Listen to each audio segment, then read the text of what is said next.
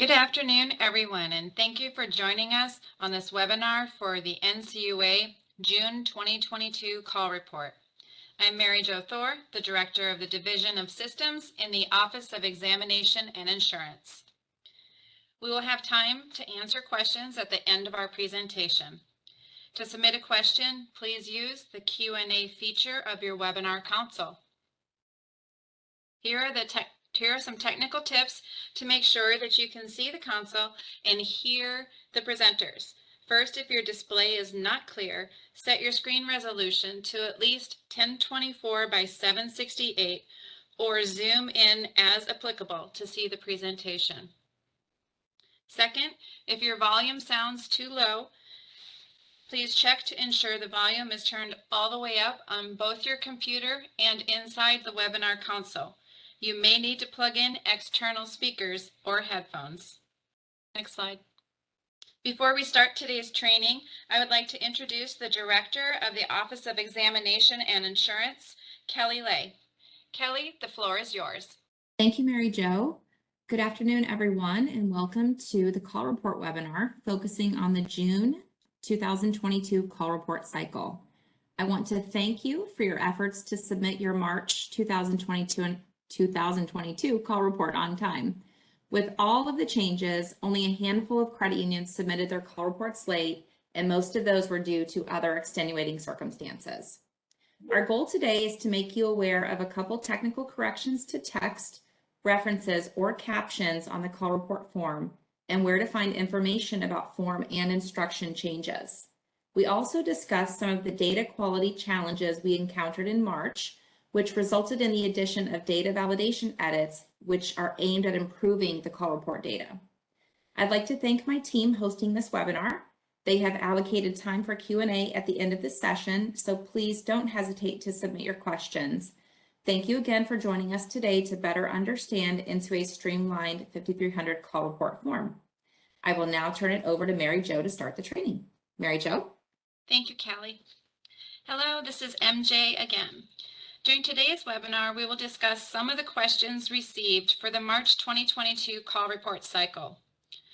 We received over 750 questions. The majority of those were related to the risk-based capital, complex credit union leverage ratio, loans, and investments. We're going to go over the more frequently asked questions during this presentation.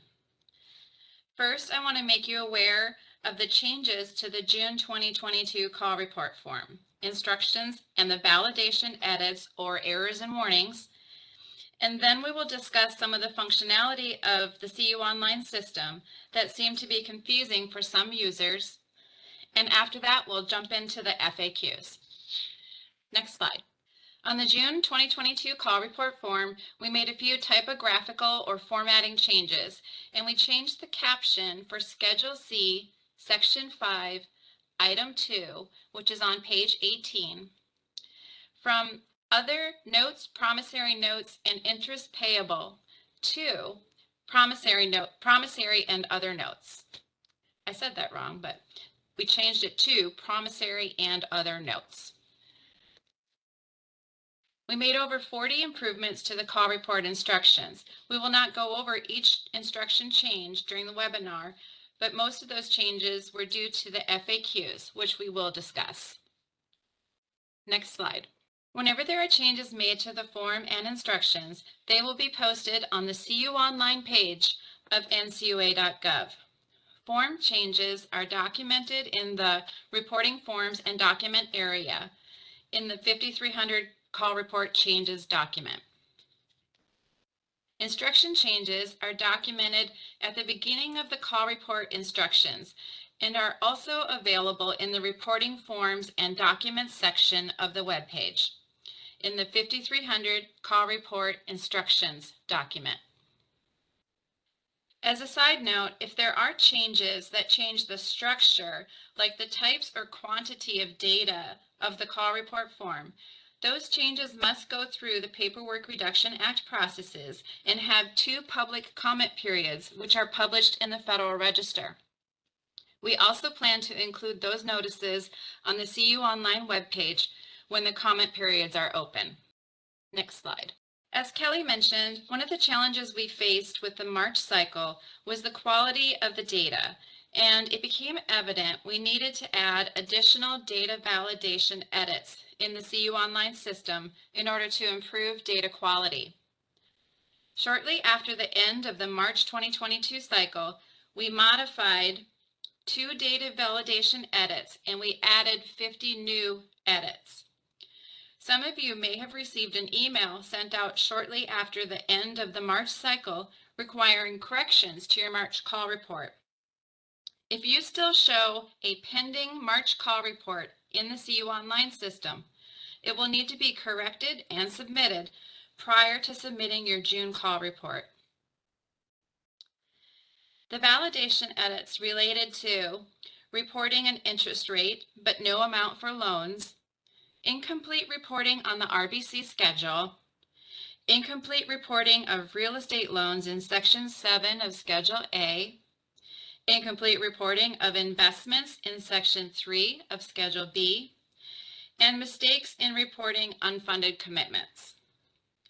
All of the error and warning validation edits, including those added after the close of the March cycle and those added for June, are available on the CU Online webpage in ncua.gov. It's located under the Schema and Account Descriptions for Credit Union Software Vendors. And the file's called Call Report Edits, Errors, and Warnings, as shown on this slide. Next slide. There are some features in CU Online that we want to clarify. There are fillable cells, which may be yellow, kind of a yellow or tan color, or they could be white. These are cells where you enter data. Also, these are the only account codes that are included in the XML upload file if you upload your call report. Then there are calculated fields or auto-populated fields. A few years ago, we shaded these cells gray to make them easily discernible from the fillable fields. These dark gray cells may also be referred to as non-fillable. An account code may be calculated on one page of the call report and then carried over to another page and is auto-populated. Because they have the same account code number, filers experience difficulty trying to correct errors or warnings that referenced these carried over accounts. For this reason, I want to point out that you can use the Control and F keys on the keyboard to find an account code in the CU Online system. Next slide. This slide illustrates a calculated account codes and shows the formula for the bottom calculated account code. Account AS009 is a calculated account on page 1, and it is the sum of the account codes 730A, 730B, AS007, and AS008. If AS009, the total amount there, requires a correction, one of the underlying account codes is where the correction would need to be made. I will now turn this over to Systems Officer Paul Mackey for the next few slides. Paul? On the previous slide, account AS0009 was calculated. This slide illustrates the same account being auto-populated from the amount calculated on page 1. The accounts circled in purple are auto-populated on page 25. The accounts circled in green are calculated on page 25. Auto-populated accounts will always flow to a higher page number. For example, AS0009 flows from page 1 to page 25. They will not flow to a lower page number from page 25 to page 1. Next slide, thank you. For those of you using the RBC schedules, we want to illustrate the rows continuing to another page. Due to a system limitation, all of the columns of the RBC schedule would not fit on one page in CU Online. To accommodate the additional columns, we continued tab 25 RBC items onto tab 26. The necessary and the items on tabs 27 were continued on tab 28. Please keep this in mind when completing the RBC schedule, because the calculation will be incorrect if you skip the RBC accounts located on tabs 26 and 28. Now let's jump into some of the FAQs. The first question is, where are time deposits reported? Investment CDs can be categorized as time deposits or securities depending on their accounting classification. You should consult your GAAP resources to determine if the certificate is a security or not. Time deposits that are not securities are reported in account AS0007 on page 1, line 3. You must also report non-security time deposits in Schedule B, Section 3, Item 1 on page 15 in the appropriate maturity range. The amount in the calculated account NV0116 must equal the amount reported in AS0007. Next slide, please. Typically, a certificate with a CUSIP should be reported as a debt security on page 1. The certificates reported on page 1 must also be reported on Schedule B, Section 1, if available for sale or held to maturity, in NV0073, 74, 75, or 76.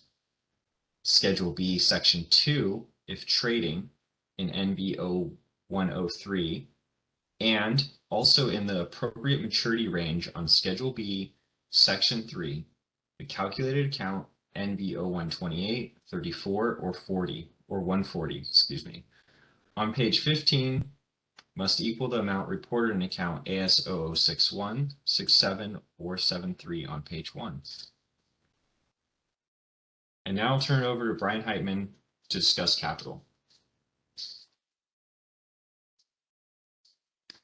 Thanks, Paul. Good afternoon, everyone. The next question we have is, where are equity securities reported? Equity securities are reported in a number of places, as shown on this slide.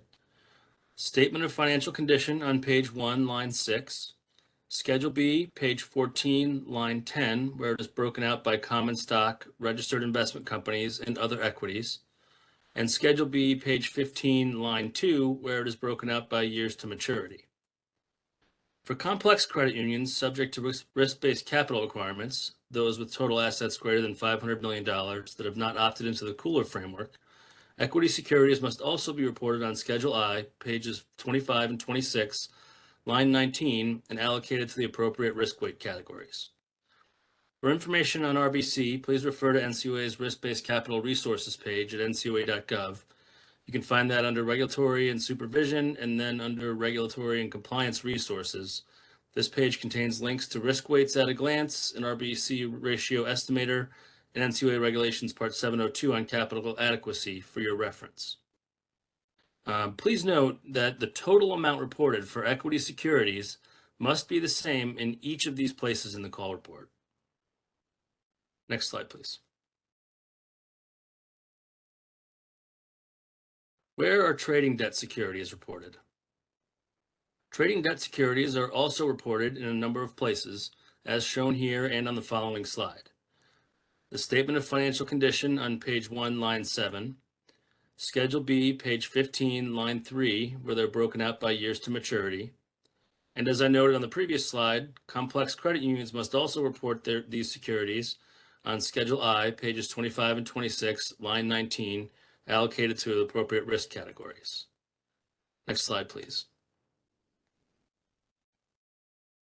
And finally, trading debt securities must be reported on Schedule B, page 14, lines 1 through 9, where they are broken out by type of security. Once again, the total amount reported for debt securities must be the same in each of these places. Next slide, please. Where are held to maturity and available for sale securities reported? HTM and AFS debt securities are reported in a number of places, as shown here and on the following slide. The statement of financial condition on page 1, lines 8 and 9. Schedule B, page 15, lines 4 and 5, where they're broken out by years to maturity.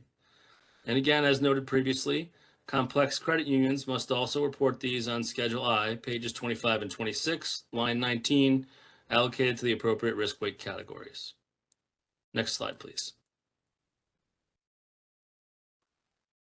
And finally, HTM and AFS securities must be reported on Schedule B, page 13, lines 1 through 9, where they are broken out by type of security.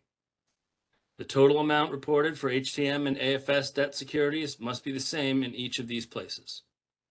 I'll now turn it back over to Paul. Thanks, Brian. The next FAQ question: where are non-perpetual capital and perpetual contributed capital accounts reported? Non-perpetual capital is reported in account 769A on page 1, item 12A. This amount is also included in the amount reported on Schedule B, Section 3, Item 6 in the greater than 5 to 10 years maturity category on page 15. Perpetual contributed capital is reported in account 769B on page 1, item 12B. This amount is also included in the amount reported on Schedule B, Section 3, Item 6 in the greater than 10 years maturity category on page 15. If you are calculating risk-based capital, the amount reported in 769A is also reported on Schedule I, Part 2, Item 20, in account RB0032 on page 25. The amount reported in 769B is also reported on Schedule I, Part 2, Item 20, in account RB0033 on page 26. Next slide, please. Where are regular reserves reported? Regular reserve was a regulatory construct and is no longer required by the NCUA regulations. Generally accepted accounting principles only refer to retained earnings, which the NCUA refers to as undivided earnings. The amount held in the regular reserves account will be reported as part of undivided earnings on the call report. You should consult with your CPA to determine the proper reporting on your internal financial statements. And now I'll turn it over to Laura to discuss credit. Thank you, Brian. It is possible for a single loan to be reported in multiple sections of Schedule A and in various other schedules and sections throughout the call report. Specific to page 6, you will report real estate loans in the appropriate category within this section. Report loans and leases without regard for the channel used to obtain the loan.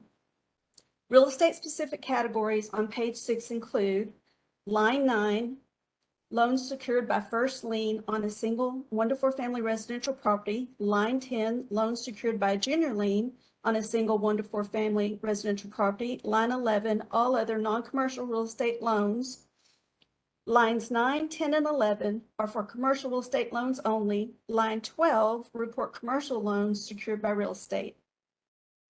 It's important to remember that on page 6, lines 1 through 13, they sum to line 14, total loans and leases. The total number and dollar amount on line 14 on page 6 should reconcile to the total number and amount of loans and leases reported on page 2, line 15, in the Statement of Financial Conditions section of the call report. Instructions on page 2 for line 15 also state that if your credit union reports an amount in account 025B, then you will complete Schedule A, sections 1 through 8 as applicable. Also on page 2, loans held for sale, account 003, Statement of Conditions section, you will report the amount of outstanding loans, including real estate loans, if applicable, either identified for sale at origination or for which there's been a subsequent decision to sell. Loans held for sale should not be included in the amounts reported under the loans and lease section on pages 2 and 6. However, if your credit union originated any real estate loans year-to-date classified as loans held for sale, include them in the loans granted year-to-date information on page 11, Schedule A, Section 7, 1 to 4 family residential property and all other consumer real estate loans and lines of credit.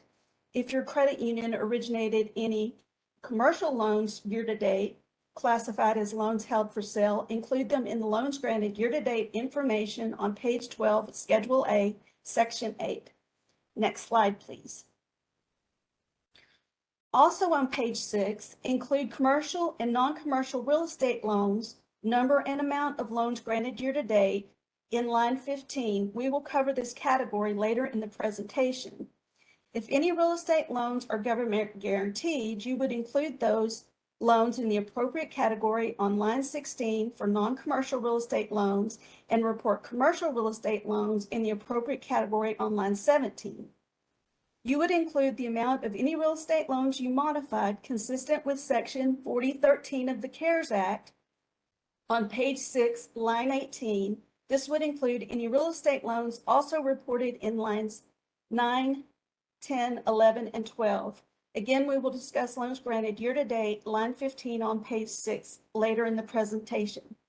Next slide, please. You will complete Schedule A, Section 2 if your credit union has any delinquent loans.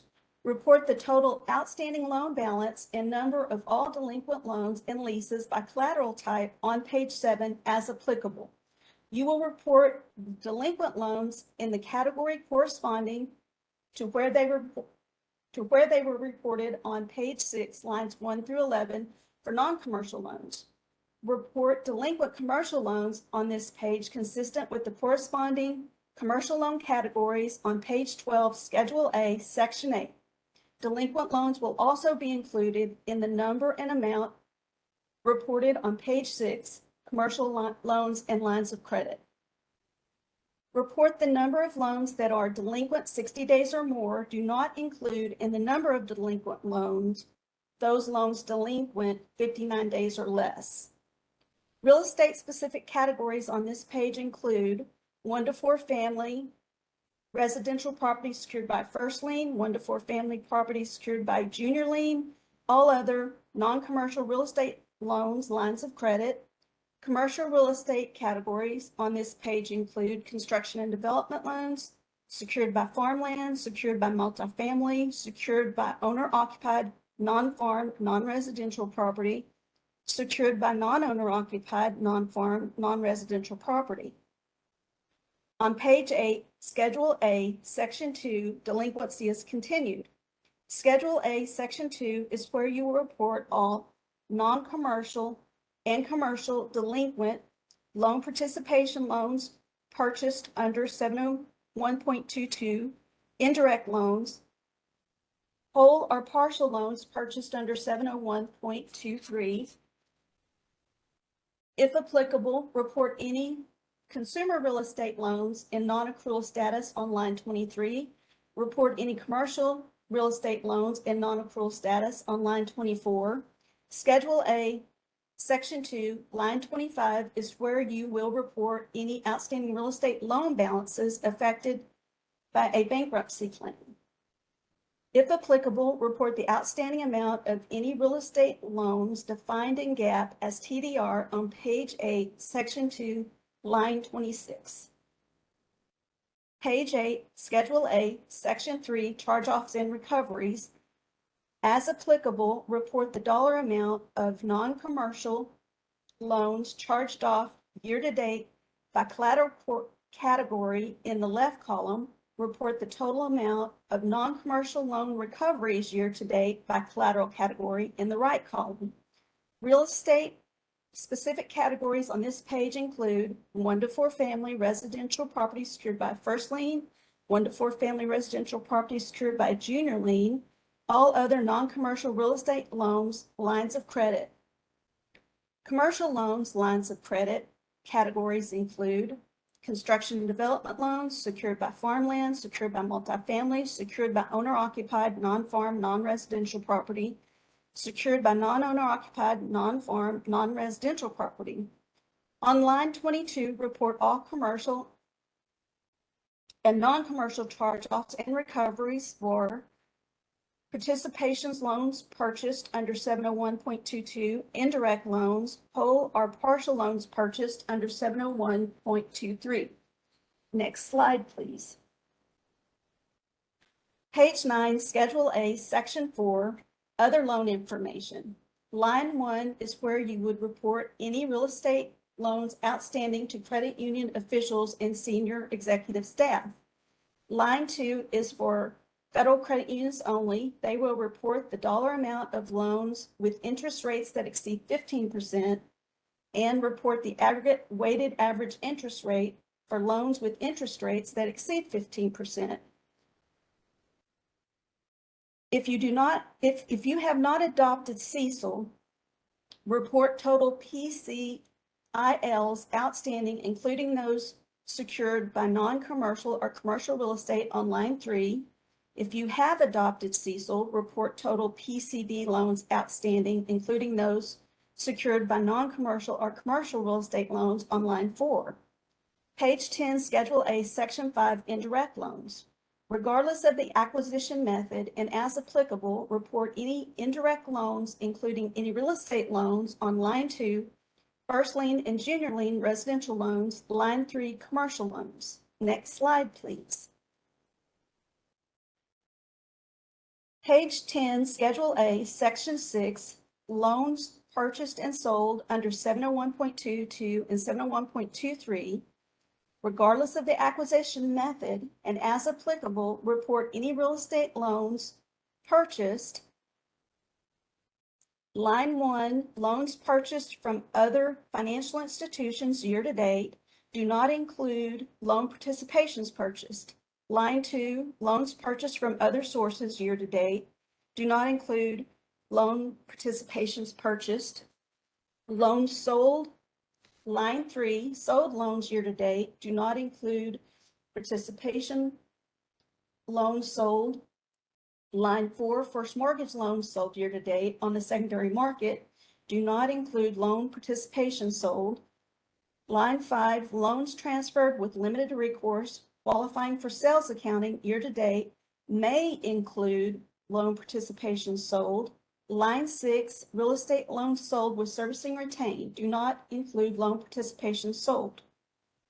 For participation loans purchased and sold, regardless of the acquisition method and as applicable, you will report the purchased outstanding balance, amount purchased year to date, and sold, retained balance outstanding, and amount sold year to date on lines 10, 1 to 4 family residential property, line 11, commercial loans excluding C&D, line 12, commercial construction and development, line 13, all other loans. Next slide, please.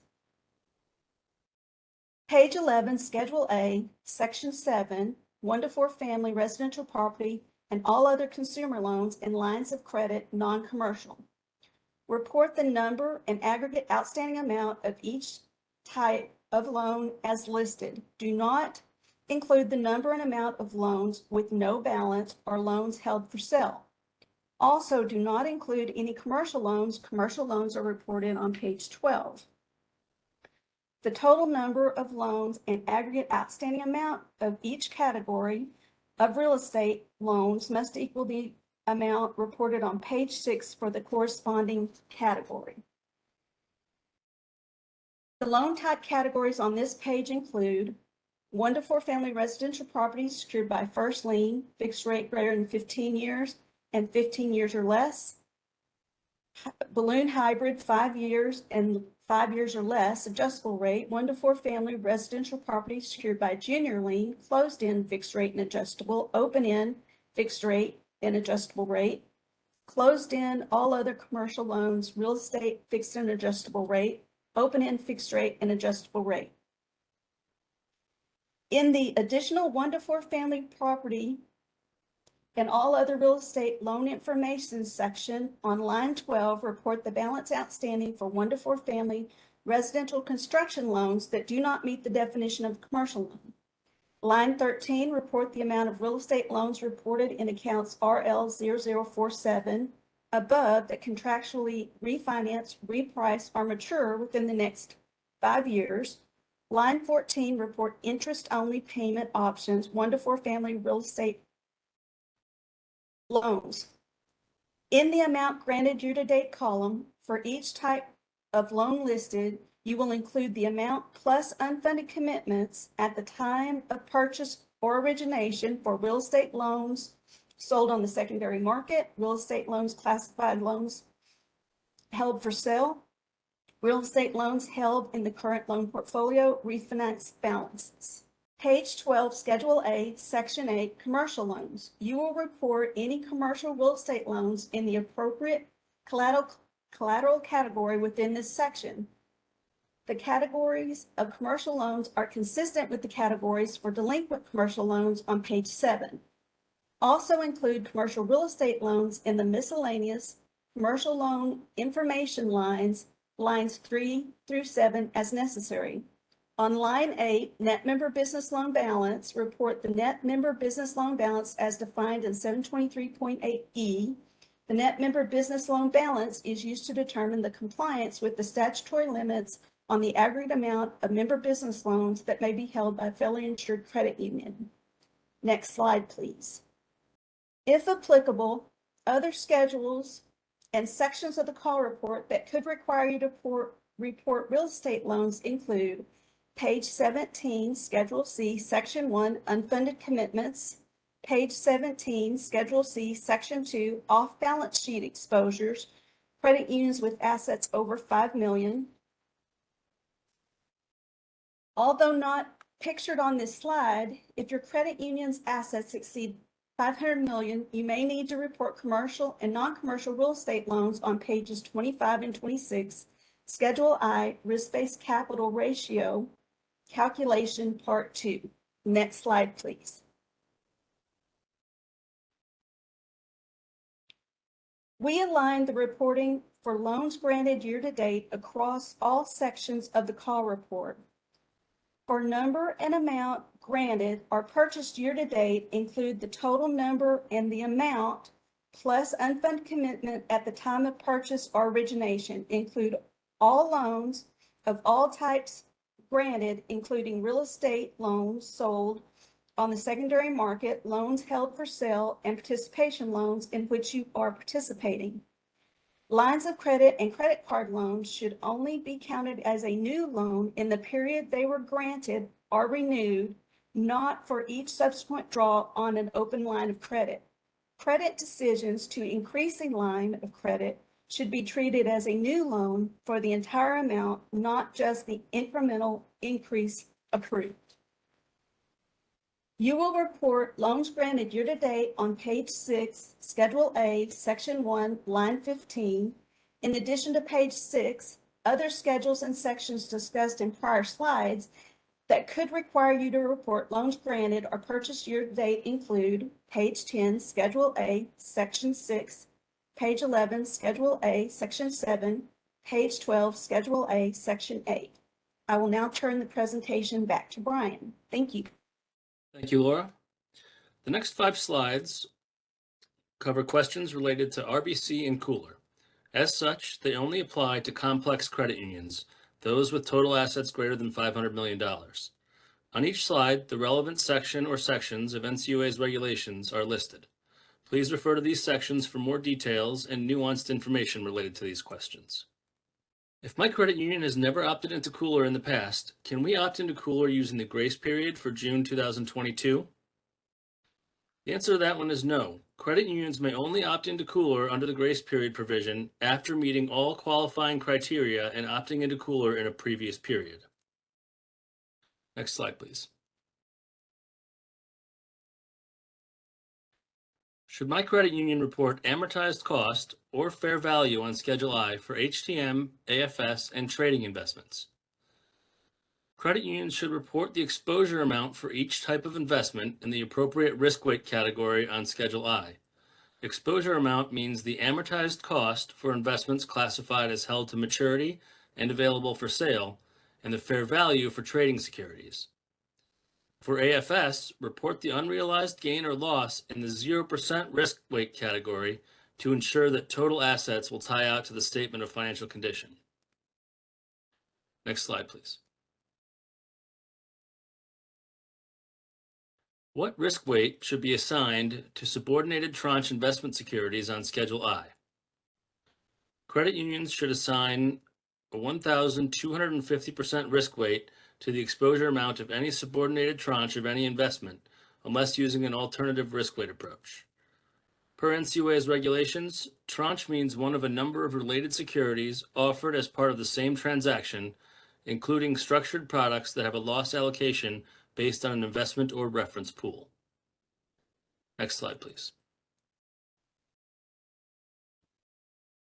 What risk weight should be assigned to mortgage servicing assets on Schedule I? Credit unions should assign a 250% risk weight to the carrying value of mortgage servicing assets not deducted from the risk-based capital numerator.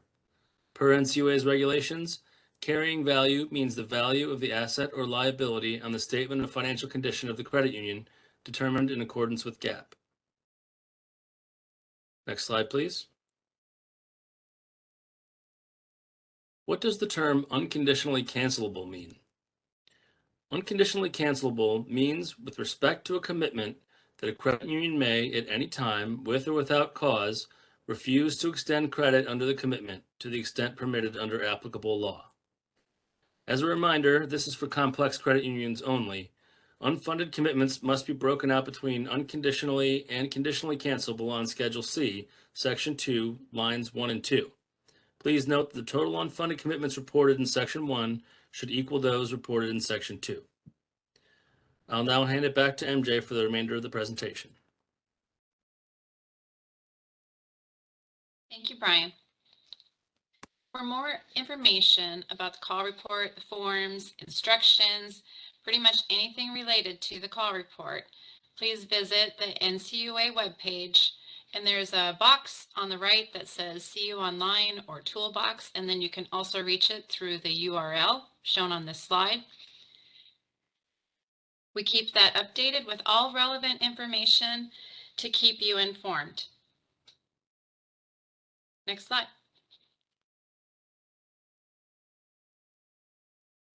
If you have any questions, please feel free to reach out to your district examiner, regional office, or your state regulator.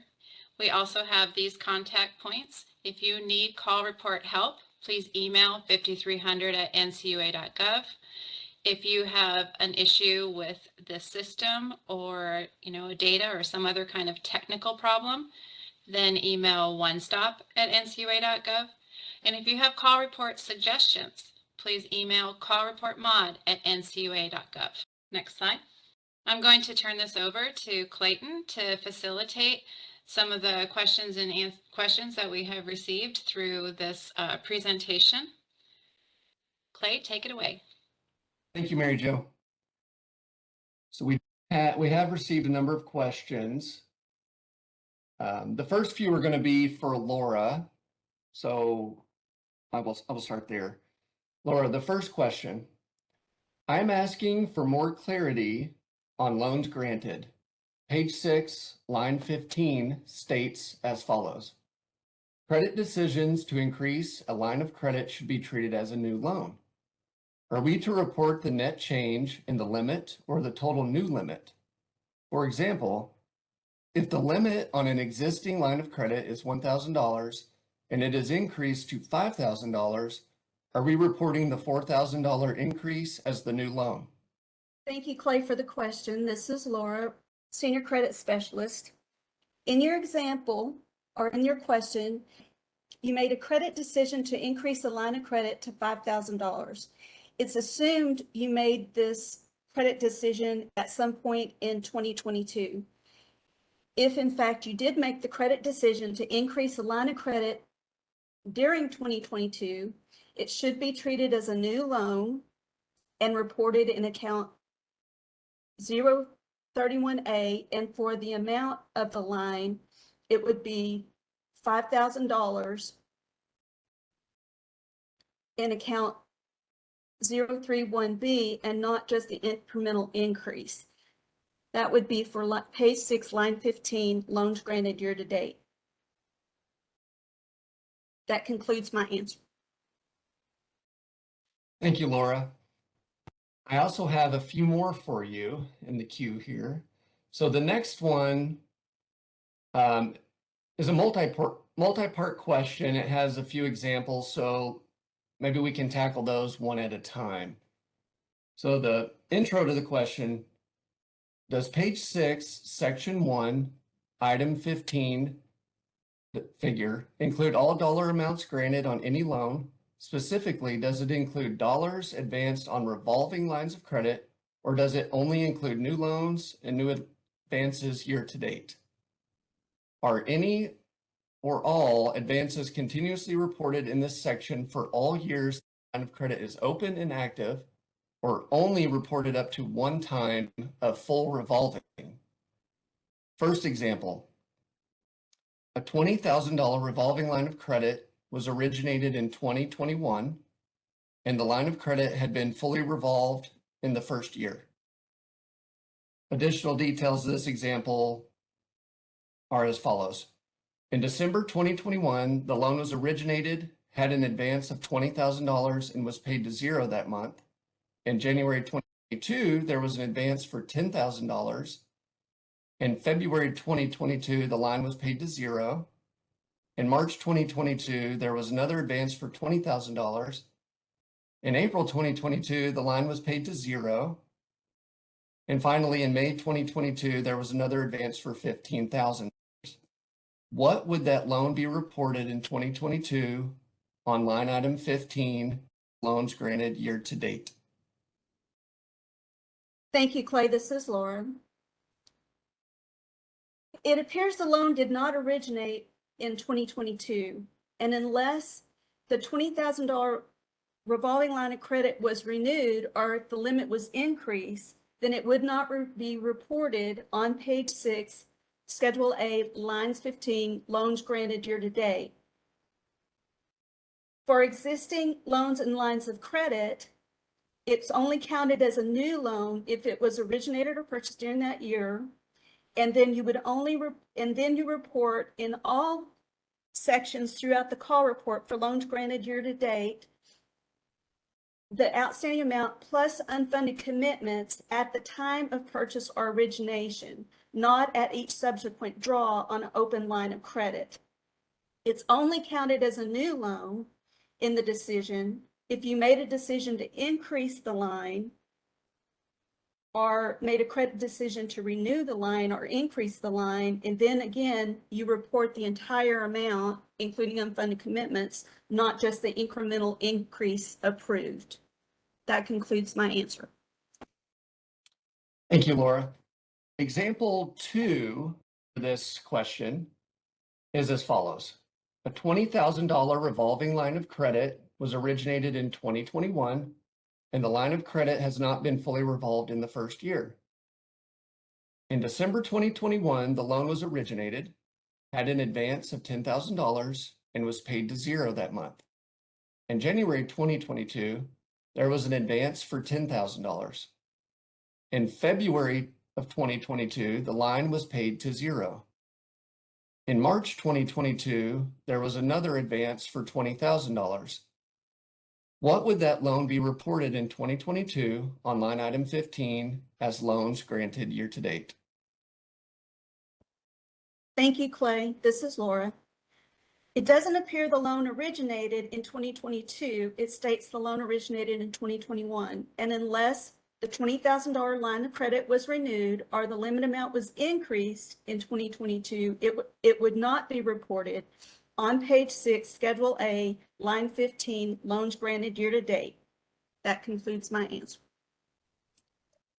Thanks, Laura. And the final example under this question is as follows. A $20,000 revolving line of credit was originated in 2022, and the line of credit has not been fully revolved in the first year. In January 2022, the loan was originated, had an advance of $10,000, and was paid to zero that month. No further advances were taken. What would that loan be reported in 2022 on line item 15 as loans granted year to date? Thank you, Clay. This is Laura. In this case, the loan did originate in January 2022, so you would report $20,000 as as a number in account 031A, and for the amount, it's the $20,000 amount of the line, which includes unfunded commitments at the time of origination excuse me, at the time of origination or purchase for the loan. That concludes my answer. Thank you, Laura. If you can hang with us for one more, I've got another one for you here. The call report instructions on page 6 state, for each loan category, report only those loans that have an outstanding balance. We need some additional clarification on the definition of outstanding balance. Is it outstanding either positive or negative, or just positive? To expand, we have taken this to mean any zero balance loans, often credit cards and other lines of credit, should be excluded, which could result in the loan quantity varying substantially per quarter. Also, for negative balance loans, due to overpayments, refunds, etc., their quantities and negative balances also be excluded, or just the zero balance loans? Thank you, Clay. This is Laura. The NCUA Form 5300 call report is the data for that is derived from your accounting records and is intended to disclose a credit union's economic resources or obligations at a point in time, or the changes therein over a period of time in conformity with GAAP. So in this case, the total number of loans and total amount on 14, in line 14 on page 6, which is total loans and leases, should reconcile to the total number of amount of loans and leases on page 2 in the statement of conditions section. And then that should reconcile back to your financial statements. So when you report the amount outstanding in that section of the call report, it should reconcile back to your accounting records, and your accounting records should be reported in accordance with GAAP. That concludes my answer. Thank you very much, Laura. Vicky, the next question is for you. Are the instructions and the call report form going to be updated to reflect the fact that all other deposits, account AS00008, do not have a line on Schedule B, Section 3, Investments, Maturity Distribution? Hi, Clay. This is Vicki Brogue, Systems Officer in the Division of Systems in E&I. And the call report form and instructions have been updated for June 2022 to remove the reporting requirement for AS0008 from Schedule B, Section 3, page 15. That concludes my response. Thank you. Thank you, Vicki. Simon, the next questions are for you. Can you repeat what loans are to be included in account 971, Schedule A, Section 2, line 25? I thought I heard that this would only be real estate loans affected by bankruptcy. Thank you for the question. As indicated, this line covers loans affected by bankruptcy. So for this line item, you need to report the dollar amount of total outstanding loan balances of members or borrowers who have filed for bankruptcy under Chapter 7, 11, 12, or 13. This is not just limited to real estate loans. That concludes my answer. Thank you, Simon. I have another one for you here. On page 9, line 1, loans to credit union officials and senior staff. Is this for real estate loans only or for all loans? Thanks again for the question. It is outlined in our call report instructions. This should be the number and dollar amount of loans to credit union officials, and it should be, again, the total outstanding loan balances as of the reporting date. That concludes my response. Thank you, Simon. Chris, I have a question for you. We have miscellaneous equity on our balance sheet. This has been relocated in the new call report. The action description says to relocate from page 3 to page 4 and rename non-controlling interest in consolidated subs. This is not non-controlling interest, so where should it be reported? For credit unions that have miscellaneous equity, which do not align with the new categories that we have in the categories that we have in the call report, the best classification is as other liabilities. Basically, other liabilities appears appropriate as no other equity account appears to be a good fit for that item. Thank you, Chris. Okay, next question. This one's for you, Brian. Can we revisit opting into Cooler? My understanding is that so long as a credit union qualifies for Cooler, they could begin reporting under Cooler for any given reporting period, i.e. quarter. Please confirm. Thank you for the question. This is Brian. Yes, that's correct. If all the qualifying criteria are met, a complex credit union can opt into Cooler for any quarter. That concludes my response. Thank you, Brian. Okay, Vicky, I have another question for you. Where is the allowance for credit losses on all real estate loans found? This is Vicki. The allowance for losses on real estate loans was previously account 731, and that was retired in March of 2022. I mean, we no longer use it as of March of 2022. So that information is no longer required to be reported on the call report. That concludes my response. Thank you, Vicky. Mary Jo, I have a question for you. Can we get a copy of the scripts to go along with the slides, please? Hi, Clay. This is Mary Jo. The script will be available as part of the closed captioning that will accompany the YouTube video that will be published on the NCUA's YouTube channel.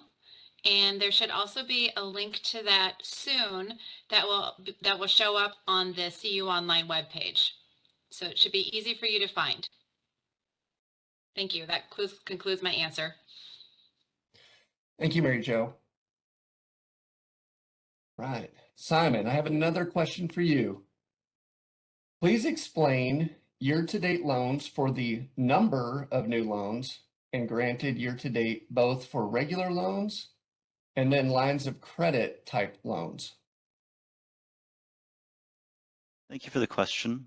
So for the number granted or purchased year to date, include this would be the amount granted or purchased as of origination. And for lines of credit and credit card loans, these would only be counted as a new loan in the period that they are granted or renewed.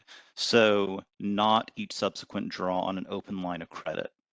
As Laura mentioned earlier, credit decisions to increase a line of credit would also be treated as a new loan. That concludes my response. Simon. Paul, I have a couple questions here for you next. The first one, when will the updated FPR ratio calculations be posted? Thank you for the question. The updated calculation should be posted July 1st. Thank you, Paul. And the second question, are loans purchased supposed to be reported as both indirect and purchased from other sources? If you purchased loans which were originated as indirect loans, you should carry through the categorization as indirect onto the call report for those loans, yes. So said another way, regardless of how indirect loans ended up on your balance sheet, even if you were not the originating lender, they should be indicated as indirect loans. Thank you. Thank you, Paul. I believe that's the majority of our questions. I'm trying to see if we have any more that have trickled in here. Pardon our dead air for a minute while we scroll Oh, through yes. I think that's I think all we that's have it. here. Yeah, Yes. I think that's it. So, so everyone, I think we have reached the end of the Q&A list, And there are like a few questions that are, specific to like about my examiner or something, and we will reach back to those people individually. I would like to thank you for your participation. We will pull down this whole list of questions to make sure we didn't miss any, and we will answer any if we did. As a reminder, this is recorded and it will be on the NCUA YouTube channel, and we will be providing the script and everything that we said.